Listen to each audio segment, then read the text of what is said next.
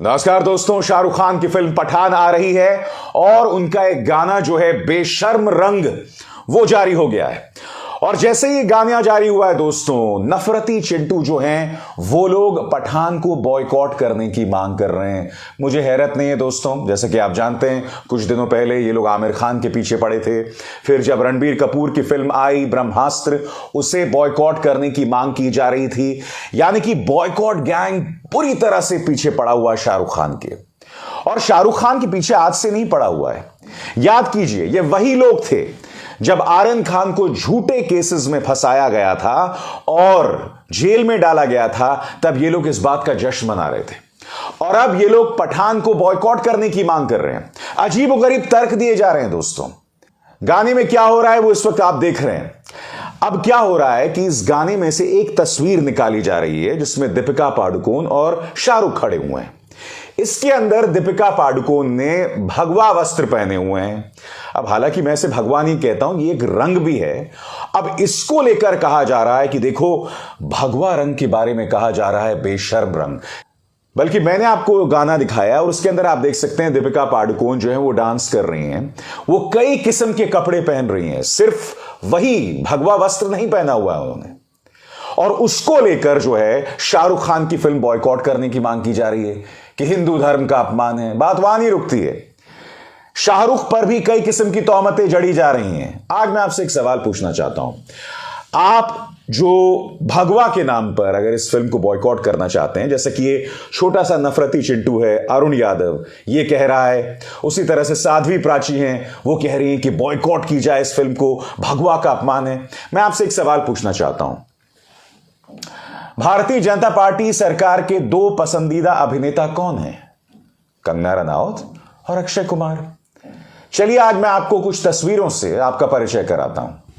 यहां पर आप देखिए, इनकी एक फिल्म थी तनु वेड्स मनु। इसमें जो पोशाक यहां पर पहनी हुई है कंगना रनौत ने, वो भी भगवा है। अब वो भगवा पहने हुए तो शराब पी रही हैं, इसके बारे में आपका क्या कहना बताइए ना। क्योंकि देखिए तनु वेड्स मनु आपने भी देखी होगी, तो इसके अंदर तो भगवा पहने हुए हैं फिर भी वो शराब पी रही हैं। अब क्या इसमें आपको धर्म का अपमान नहीं दिखाई दिया? अब आप अक्षय जी को देखिए, किस तरह से भगवा वस्त्र पहनी उनकी हीरोइंस के साथ अटखेलियां कर रहे हैं वो। इसके बारे में आपका क्या कहना है? मैं आपको ये तस्वीरें क्यों दिखा रहा हूं दोस्तों, क्योंकि जो लोग हिंदू धर्म के नाम पर ये कहते हैं ना कि शाहरुख खान, आमिर खान जो है हिंदू धर्म का अपमान कर रहे हैं, ये सब ढोंग है। और मैं आपको बताता हूं क्यों ढोंग है। क्योंकि इनका खून नहीं खौलता जब कंगना रनावत इस तरह से भगवा का अपमान कर रही हो। हालांकि मुझे नहीं लगता वो भगवा का अपमान कर रही हैं, वो एक रंग है जो उन्होंने पहना हुआ है। भगवा हिंदू धर्म से भी जुड़ा हुआ है, मगर आप भगवा को वैसे भी पहन सकते हैं। मैं आपको अब एक और वीडियो दिखाना चाहता हूं। याद है किस तरह से उछल उछल के इन नफरती चिंटुओं ने कश्मीर फाइल्स का प्रचार किया था। अब याद कीजिए, ब्रह्मास्त्र को बॉयकॉट करने की क्या वजह थी? क्योंकि 11 साल पुराना रणबीर कपूर का इंटरव्यू था जिसमें वो ये कह रहे थे कि मुझे बीफ पसंद है। उसने सिर्फ एक पंक्ति कही थी, उसको लेकर इन्होंने ब्रह्मास्त्र को बॉयकॉट करने की बात वहां नहीं रुकी। जब उज्जैन के महाकाल पहुंचे थे रणबीर कपूर और आलिया भट्ट, तब हिंदुत्ववादी संगठनों ने इन्हें महाकाल में प्रवेश नहीं होने दिया। याद है कि नहीं आपको? मैं बात कर रहा था कश्मीर फाइल्स की। अब मैं आपको सुनवाता हूं कश्मीर फाइल्स के जो निर्देशक हैं विवेक अग्निहोत्री। वो खुलेआम कहता है कि मैं अब भी बीफ खाता हूं, बार बार खाता हूं। वो ये भी कहते हैं कि मुझे ये भी पता है कि बेहतरीन बीफ कहां मौजूद है। अरे ये बातें तो रणबीर कपूर ने नहीं की। मैं नफरती चिंटुओं से एक सवाल पूछना चाहता हूं कि तुम में हिम्मत है कि विवेक अग्निहोत्री की आने वाली फिल्मों को बॉयकॉट करो, या ये कहो कि कश्मीर फिल्म्स का जो हमने प्रचार प्रसार किया वो हमने गलत किया? सुनिए क्या कह रहा था Vivek Agnihotri. I have also written that the best beef you get where. Okay? I have written about so many things. I used to eat it then, I eat it now. Nothing has changed. अब बताइए, इसमें आपको हिंदू धर्म का अपमान नहीं दिखाई दे रहा? और बात यहां नहीं रुकती है दोस्तों। इस आदमी ने बार बार हिंदू धर्म से जुड़े जो नाम हैं, प्रतीक हैं, उनका अपमान किया है। मैं आपको उसके 3 ट्वीट्स दिखाता हूं, एक एक करके आपके स्क्रीन पर आएगा। सबसे पहले ये सीता मैया का किस तरह से अपमान कर रहा है, ये देखिए। रावण मुझे छोड़ दो रावण भैया मुझे छोड़ दो। मतलब मजाक उड़ा रहा है ये माता सीता का। उसी तरह से द्रौपदी का मजाक उड़ा रहा है। ये देखिए, दुशासन भैया छोड़ दो चैंट्स अ मंत्र। ये क्या बकवास कर रहा है बताइए। ये सीता का अपमान कर रहा है, द्रौपदी का उपहास कर रहा है। इसके बारे में आपकी हिम्मत है कुछ कहने की? बात यहां नहीं है, इसने नारियों का किस तरह से अपमान किया है उसकी एक मिसाल देता हूं दोस्तों। इस ट्वीट को देखिए, इसका हिंदी अनुवाद क्या है मैं बताऊं आपको। इतनी शर्मनाक बात ये कही है कि मुझे कहते हुए शर्म आ रही है। इसके अंदर ये कह रहा है कि नैनो के अंदर कभी भी एक लड़की के साथ गैंगरेप नहीं हो सकता। क्यों? क्योंकि नैनो बहुत छोटी गाड़ी है। यानी कि रेप जैसा जो शब्द है, दुष्कर्म जैसा जो शब्द है, जो इतना बड़ा अभिशाप है एक महिला की जिंदगी में, उसको लेकर यह आदमी मजाक उड़ा रहा है। इसको लेकर आपका खून नहीं खौलता? मैं आपसे सवाल पूछ रहा हूं। मैंने दिखाया आपको कि यह आदमी क्या कह रहा था बीफ के बारे में। खुलेआम कह रहा है कि मैं अब भी खाता हूं, छक के खाता हूं। वो ये भी कह रहा है कि मुझे ये भी पता है कहां कहां अच्छा बीफ मिलता है। इसके बारे में आपकी जुबान क्यों नहीं खुलती? अब मैं आपको एक और चीज दिखाना चाहता हूं। ये हमारे बच्चों तक को बर्बाद करना चाहता है। इसका पुराना इंटरव्यू है। इसकी एक अश्लील फिल्म आई थी दोस्तों, 2014 से पहले की बात है शायद। फिल्म का नाम था हेट स्टोरी। आप जानते हैं इसमें क्या कह रहा है कि आजकल हम आईपीएल में कम कपड़े पहनी हुई लड़कियों को नाचते हुए देखते हैं। अक्सर सिनेमा में हीरो और हीरोइन को किस करते हुए दिखाया जाता है और बच्चे ये सब देख रहे हैं। इसलिए मैं एक कामुक फिल्म लेकर आ रहा हूं, एक इरोटिक फिल्म लेकर आ रहा हूं। वाह, क्या बात है।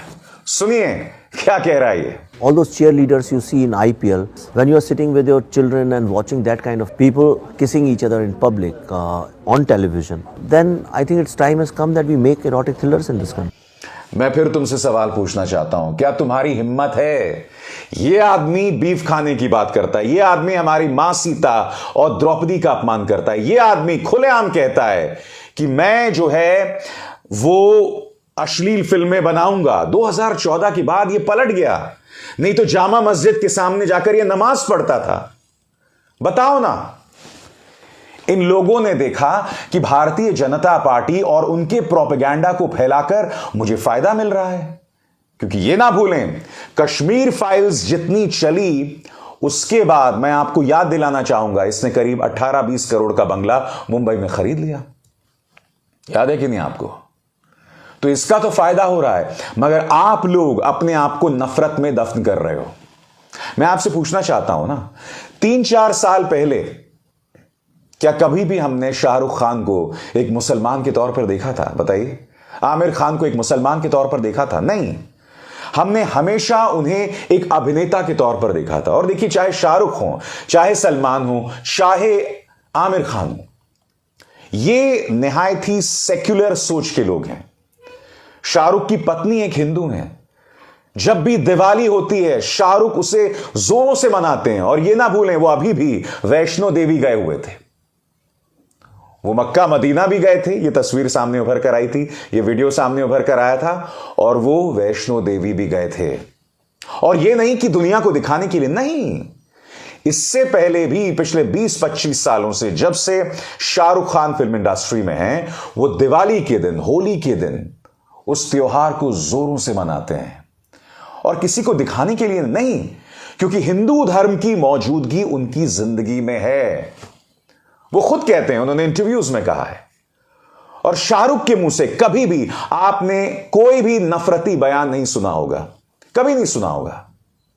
हां, एक सोच है जो कह सकती है कि अगर आमिर खान इस तरह से अपने दफ्तर में हिंदू धर्म की पूजा करते हैं, या शाहरुख जो हैं वो वैष्णो देवी जाते हैं, तो हो सकता है कि वो बॉयकॉट गैंग से डरे हुए हों, उनको मनाने की कोशिश कर रहे हों।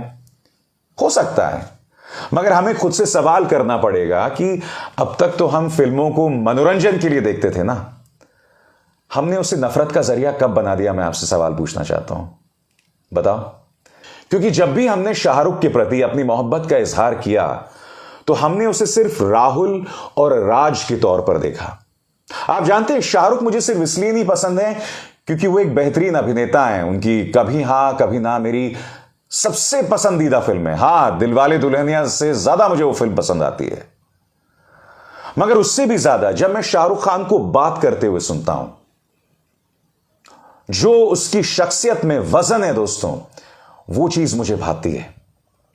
मैं आपको एक मिसाल देना चाहता हूं। मैंने आपको उस नफरती चिंटू अरुण यादव की मिसाल दी थी, किस तरह से वो बॉयकॉट गैंग में शामिल है और बाकायदा प्रचार चला रहा है, क्योंकि देखिए वो शायद बीजेपी हरियाणा के आईटी सेल का मुखिया हुआ करता था। अभी है या नहीं मुझे नहीं पता, मगर मैं आपको इसके पुराने ट्वीट्स दिखाना चाहता हूं दोस्तों। ये देखिए, ये भी शाहरुख खान का फैन था। कह रहा था, शाहरुख आपके बाल कितने अच्छे हैं, शाहरुख आपको आपके फैंस का कितना प्यार मिलता है। ये तमाम बातें कहा करता था, मगर फिर इस नफरती चिंटू को समझ आया कि पिछले 8 सालों में नफरत को बढ़ावा देने में फायदा है, पैसे का, रुतबे का। तो ये जो है उस रैट रेस में शामिल हो गया, वरना ये भी शाहरुख खान का फैन हुआ करता था। देखिए, और 2016 में था। ये जो ट्वीट्स हैं इसके 2016 की ट्वीट्स हैं। यानी कि फिर इसको समझ आया कि नफरत के कारोबार में फायदा है और मैं उसमें शामिल हो जाऊं। मगर यह नफरती चिंटू इस बात को नहीं समझा कि तुझे तो फायदा हो रहा है, मगर इसका नुकसान देश को कितना है। तुम आमिर पे निशाना साधो, शाहरुख पे निशाना साधो, वो एक अलग बात है, मगर इस नफरत के जरिए तुम जो मेरे देश को बर्बाद कर रहे हो, उसका क्या, मुझे बताओ ना, उसका क्या। मुस्लिम एक्टर्स, मुस्लिम म्यूजिक डायरेक्टर्स, मुस्लिम डायरेक्टर्स, ये तमाम लोग हमारी फिल्म इंडस्ट्री का हिस्सा रहे हैं। धर्मनिरपेक्षता का संदेश देने के लिए न जाने कितनी फिल्में बनाई गई हैं। अमर अकबर एंथनी भूल गए आप जानते हैं, अभी 2 ही दिन पहले मैं मुगले आजम देख रहा था। कहने को ये बादशाह अकबर और उनके बेटे के बीच में जो द्वंद्व चल रही है, उस पर कहानी है। अनारकली को लेकर जिस तरह से अकबर और सलीम के बीच में संघर्ष होता है, उसको लेकर यह फिल्म है। मगर मैं चाहूंगा आप उस फिल्म को फिर से देखिए। वो फिल्म धर्मनिरपेक्षता का भी एक खूबसूरत संदेश देती है। यह था फिल्म इंडस्ट्री का इतिहास, जब इतनी खूबसूरत फिल्में बना करती थी। कहने को वो मुगलों की फिल्म है, मगर देखिए किस तरह से दुर्जन सिंह के जरिए या मान सिंह के जरिए या फिर महारानी जोधाबाई के जरिए क्या खूबसूरत संदेश मुगले आजम में दिए गए हैं। यूट्यूब पर जाइए, आराम से वो फिल्म मिल जाएगी। ये था हमारा इतिहास, जब मुगले आजम, अमर अकबर एंथनी जैसी फिल्में बना करती थी, मगर ये लोग इस सब को बर्बाद कर देना चाहते हैं। ये लोग हमारी फिल्मों को भी नफरत का जरिया बना देना चाहते हैं, जैसे वो वाहियात फिल्म कश्मीर फाइल्स आई थी। मैं आपसे पूछना चाहता हूं, जब आप सिनेमा हॉल में जाते हैं तो आपका मकसद क्या होता है? जब आप सिनेमा हॉल में जाते हैं तो उसका मकसद होता है कि आप अपने दुख दर्द को भूलकर वहां आएं, हंसें, लुत्फ उठाएं, आंसू बहाएं। आपका मकसद यह नहीं होता है कि सिनेमा हॉल में जाकर अपने खून को जलाएं, गुस्सा हों, नाराज हों और फिल्म को देखने के बाद अपने ही देश के दूसरे नागरिकों से नफरत करें। ये लोग इसी नफरत को बढ़ा रहे हैं, इसलिए ये बॉयकॉट पठान की बात करते हैं। मगर मेरा हमेशा से मानना रहा है दोस्तों, नफरत की एक बहुत सीमित उम्र होती है। मेरे इन शब्दों पर गौर कीजिएगा, ये नफरत जरूर हारेगा और मोहब्बत जरूर जीतेगी। आज नहीं तो कल जरूर होगा दोस्तों। और फिर ये नफरती चिंटू जो हैं अपने बिलों में घुसते हुए दिखाई देंगे, बिल ढूंढ रहे होंगे कि कहां हम अपनी शक्ल को छुपाएं। इसलिए इन लोगों को मेरी नसीहत, इस नफरत से बाज आइए इस नफरत से, क्योंकि न सिर्फ तुम खुद का भविष्य बर्बाद कर रहे हो, अपने बच्चों का भविष्य बर्बाद कर रहे हो, अपने आने वाली पीढ़ियों को बर्बाद कर रहे हो और मेरे खूबसूरत देश भारत को बर्बाद कर रहे हो। अभिसार शर्मा को दीजिए इजाजत। नमस्कार।